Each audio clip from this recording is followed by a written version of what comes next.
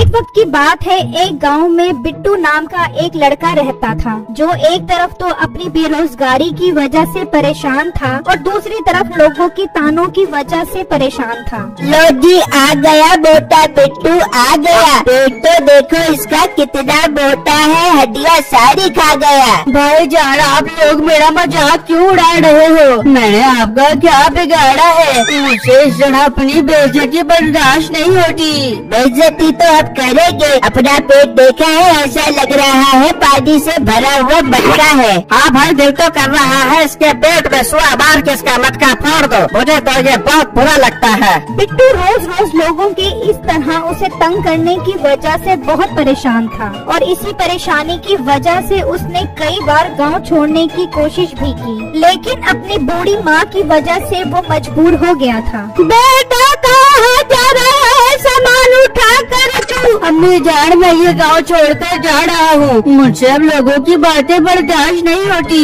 ना कर बेटा, अपनी बूढ़ी माँ का ही कुछ ख्याल कर। मैं तो दिन रात तेरी अच्छी नौकरी के लिए दुआएं करती रहती हूँ। मैं तू किसी काबिल हो जाए ताकि कल तुझे ताने देने जोगा न रहे। अम्मी जान, नौकरियाँ हम जैसे गरीबों के लिए नहीं है। पता नहीं वो कौन से लोग हैं जिन्हें नौकरियाँ मिल जाती हैं। बेटा मायूस ना हो, तू एक दफा मेरे कहने पर नौकरी ढूंढ। मुझे उम्मीद है इस बार तुझे कहीं न कहीं नौकरी मिल जाएगी। जब तेरे पास नौकरी होगी कोई तुझे ताने नहीं देगा। ठीक है अम्मी जान, मैं आपकी बात मान लेता हूँ। मैं जा रहा हूँ नौकरी ढूंढने के लिए। ये कहकर वो घर से नौकरी ढूंढने के लिए निकल जाता है और गांव की एक कपड़े वाली दुकान पर आता है। हाँ लड़के, कौन सा सूट चाहिए? लट्ठे का, काटन का या सूती का? भाई जान, मुझे कोई सूट नहीं चाहिए। मैं तो आपके पास नौकरी ढूंढने आया हूँ। अगर आप मुझे नौकरी दे दोगे तो मैं आपका बहुत मशहूर मकरूम रहूँगा। ठीक है, तुम्हें नौकरी मिल जाएगी। अरे भाई, आपका बहुत बहुत शुक्रिया। आज मैं कसम से बहुत खुश हूँ। पर मुझे काम क्या करना पड़ेगा आपकी दुकान के ऊपर?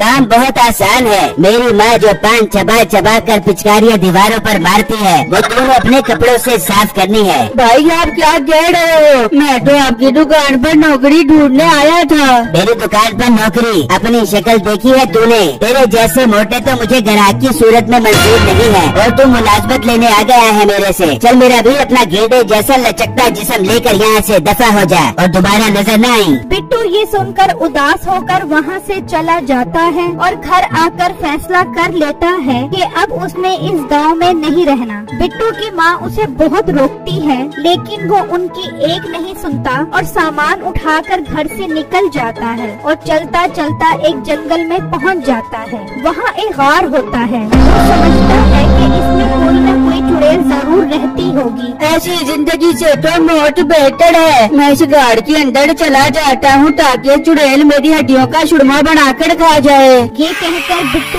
उस गार के अंदर चला जाता है। वहाँ चिट्टू अपनी बकरी लेकर जा रहा होता है। ओ भाई, ये बकरी कहाँ लेकर जा रहा है? बेटे भाई, बकरी शहर बेचने के लिए जा रहा हो। शहर बेचने की क्या जरूरत है? मेरा वीर तो मुझे बेच दे। 20,000 रुपए की बकरी है मेरी है तो बताओ। 20,000 रुपए? और मेरा वीर तो शहर जाकर ही बेच। 5,000 रुपए वाली बकरी के तो 20,000 रुपए मांग रहा है। चिट्टू ये सुनकर बकरी बेचने शहर की तरफ निकल जाता है तो रास्ते में ही रात हो जाती है और अभी वो उस गार तक ही पहुँचता है। अरे भाई, रात हो गई है। इस टाइम सफर करना ठीक नहीं है। मैं ऐसा करता हूँ, रात इस गार में गुजार लेता हूँ, सुबह होते ही यहाँ से निकल जाऊंगा। ये कहकर वो उस गार के अंदर चला जाता है तो क्या देखता है कि अंदर बिट्टू बैठा होता है और खौफ की वजह से कांप रहा होता है। बिट्टू, तुम यहाँ क्या कर रहे हो? तुम्हारा घर तो गाँव में है। फिर बिट्टू उसको सारी बात बताता है तो उसे उस पर बहुत तरस आता है। बिट्टू मेरे भाई, मुझे माफ कर दो। मुझे नहीं पता था कि तुम्हें हमारी बातें इतनी बुरी लगती हैं कि तुम यहाँ खुदकुशी करने के लिए आ जाओगे।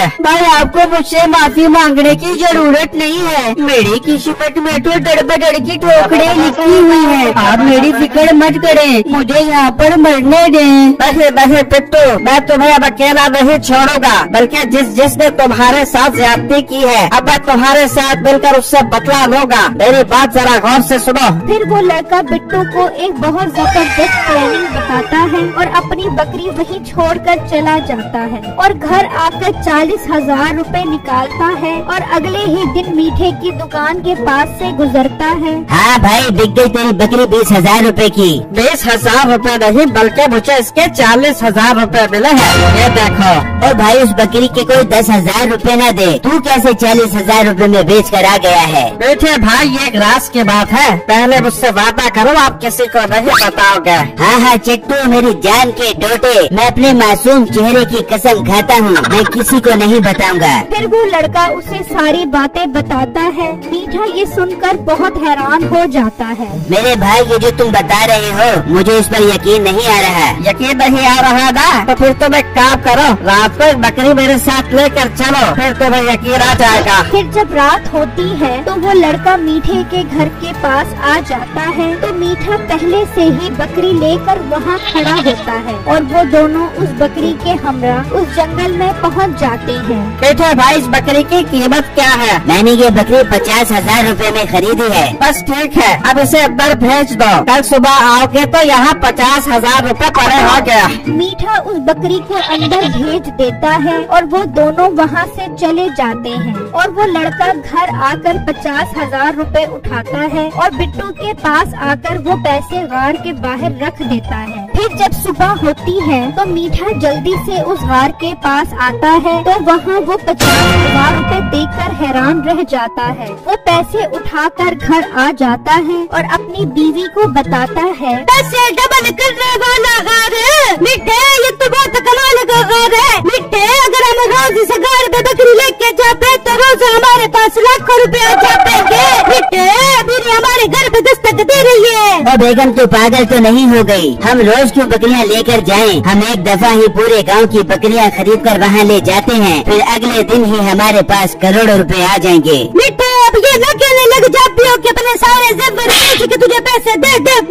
अरे बेगम तू ठीक पॉइंट पर पहुँची है। अब जेवर क्या, मैं तुझे सोने के महल बनवा दूंगा। बस एक बार सारी बकरियां खरीद कर वहाँ पहुँचाने दे, फिर देख हमारे पास कैसे पैसों की थदियाँ आती हैं। फिर मीठा अगले ही दिन अपनी बीवी के सारे जेवर और अपनी जमा पूंजी से गांव वालों से बहुत सारी बकरियां खरीद लेता है। भाई ये तुम गाँव वालों से इतनी अच्छी कीमत पर इतनी सारी बकरियां क्यों खरीद रहे हो? अरे भाई ये एक राज है और माजरत के साथ मैं ये राज आपको नहीं बता सकता, क्योंकि मैंने किसी को अपने खूबसूरत चेहरे की कसम दी है। जब आप कल आकर मेरे घर पर बड़ी बड़ी चमकती गाड़ियाँ देखोगे तो आपको खुद पता चल जाएगा। फिर रात होते ही मीठा और नसीबो कैंची सारी बकरियां लेकर जंगल की तरफ निकल जाते हैं और उसे उस कार में भेज देते हैं और घर आकर बड़े बड़े ख्वाब देखने लग जाते हैं। मिठे मैंने तो कभी सोचा नहीं था कि हम एक रात में इतने अमीर हो जाएंगे।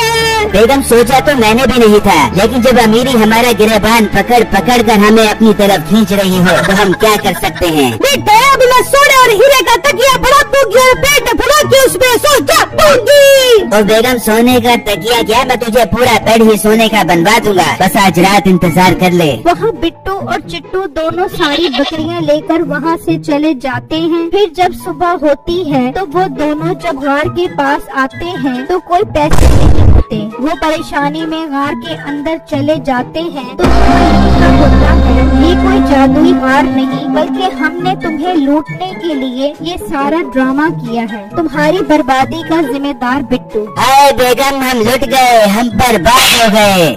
मिठे मेरे सारे सोने के जेवर चले गए। मिठे मुझे नींद की गोलियां खिला के सुलाते कहीं मैं साथ ही ना जाती। मेरी वीडियो को लाइक और मेरे चैनल को सब्सक्राइब जरूर कीजिएगा और मुझे कमेंट बॉक्स में जरूर बताइएगा कि आपको मेरी स्टोरी कैसी लगी। शुक्रिया।